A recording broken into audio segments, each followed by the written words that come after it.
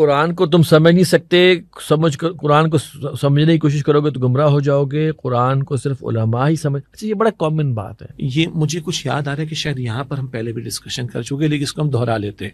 یعنی یہ عرض فرمانا کہ آپ قرآن کو کھولیں گے، قرآن کو آپ سمجھنے کی کوشش کریں گے تو آپ گمراہ ہو جائیں گے.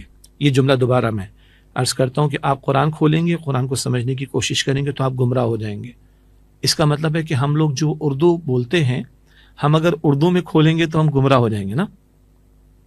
تو جو لوگ عربی جانتے ہیں تو ان پر پابندی لگنی چاہیے کہ وہ عربی میں نہ پڑھیں، ورنہ وہ گمراہ ہو جائیں گے. یہ نتیجہ ڈاکٹر ذاکر نائک صاحب نے نکالا. ٹھیک ہے، ہم بھی اس کو عرض کرتے ہیں کہ ہم اگر سمجھنے کی کوشش کریں گے تو ہم گمراہ ہو جائیں گے، کیونکہ ہمیں عربی نہیں آتی تو ہم اردو میں پڑھیں. تو جن کو عربی آتی ہے عالم عرب کے لوگوں کو، اور غیر عرب کو بھی عربی بعض کو آتی ہے، جیسے ہمیں انگریزی آتی، تو ان پر پابندی لگنی چاہیے کہ وہ عربی میں نہ پڑھیں ورنہ وہ گمراہ ہو جائیں گے. ایک جواب. دوسرا جواب، ہمارے اس دور میں اور ماضی قریب میں، پچھلی 1 صدی میں، 150 سالوں میں، 200 سالوں میں ہمارے کتنے ہی بزرگوں نے، اسلاف نے، علماء کرام نے قرآن پاک کے ترجمے لکھے اردو میں، تفاسیر لکھی اردو میں. کیونکہ ابھی ہم اردو میں پروگرام ہے تو میں اردو کے ذکر کر رہا ہوں. تو سوال یہ ہے کہ وہ گمراہ کرنے کے لیے، استغفر اللہ. وہ تو علماء نہیں، وہ تو علماء ہی سمجھ سکتے ہیں. سر دوبارہ یہ ترجمہ جو عالم نے کیا ہے وہ تو میرے لیے کیا ہے نا، عام آدمی کے لیے. میرے گھر میں اویلیبل، آج میرے اسمارٹ فون پر اویلیبل ہے.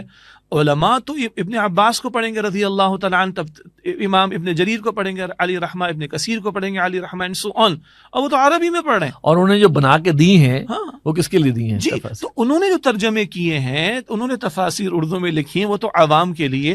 تو یہ الزام تو بڑا دور تک چلا جائے گا. تیسری بات یہ ہے، قرآن حکیم کا ایک وہ پہلو ہے جو احکام سے تعلق رکھتا ہے. پھر ہمارے پروگرام کے شروع کی بات ہے کہ جہاں شرعی احکام کی بات آ رہی ہے، فقہی مسائل کی بات آ رہی، وہ اسپیشلائزیشن علماء کی وہاں پر آپ جائیے.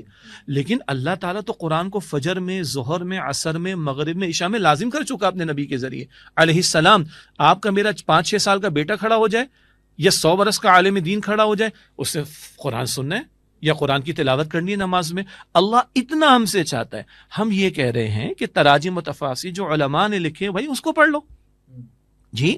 نمبر 2، ایک ہے احکامات کا استنباط کا معاملہ، قرآن کی گہرائی میں اتر کر علم و حکمت کے موتی نکال، یہ اسپیشلائزیشن والا کام.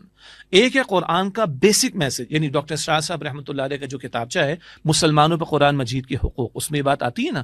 ایک ہے تذکر کا پہلو، ایک ہے تدبر کا پہلو، مسلمانوں پر قرآن مجید کے حقوق. وہ کتاب جو ہماری ویب سائٹ سے بھی ڈاؤن لوڈ ہو سکتا ہے. اس میں جو تیسرا قرآن پاک کا ہے وہ سمجھنے کا. تذکر آسان پہلو ہے قرآن پاک کا نسبتاً،